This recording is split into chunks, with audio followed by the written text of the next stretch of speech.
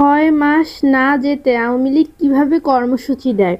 ফেব্রুয়ারিতে হরতালসহ ৫টি কর্মসূচি ঘোষণা করেছে আওয়ামী লীগ। তাদের এ কর্মসূচি নিয়ে প্রশ্ন তুলেছে বৈষম্যবিরোধী ছাত্র আন্দোলনের অন্যতম সমন্বয়ক এবং জাতীয় নাগরিক কমিটির মুখ্য সংগঠন সার্জিস আলম। তিনি বলেছেন, সরকার পতনের ৬ মাস যেতে না যেতেই আওয়ামী লীগ কীভাবে কর্মসূচি দেয়। বুধবার সকালে কাকরাইলে একটি স্কুলে জুলাই গণঅভ্যুত্থান নিয়ে করা একটি প্রদর্শনী নিয়ে তিনি এসব কথা বলেন।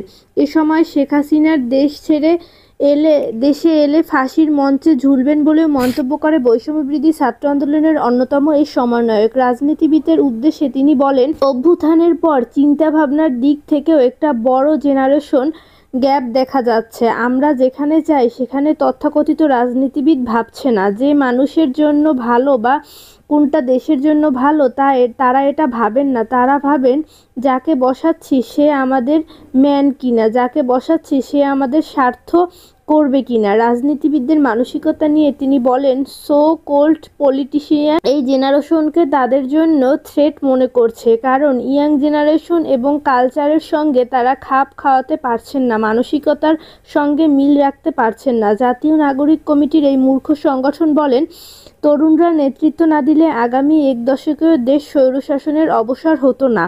তাই আমি মনে করি তরুণ নেতৃত্বকে দেশ পরিচালনায় এগিয়ে আসতে হবে। পড়াশোনা ছেড়ে শিক্ষার্থীদের আর রাজপথে নামার দরকার নেই জানিয়ে সার্জিস আলম বলেন, অভ্যুত্থানের ডিমান্ড অনুযায়ী আমরা রাজপথে নেমেছিলাম। এখন ইয়াং জেনারেশন সামনে ডিমান্ড হচ্ছে সত্যকে সত্য বলা আর অন্যায়কে অন্যায় বলা।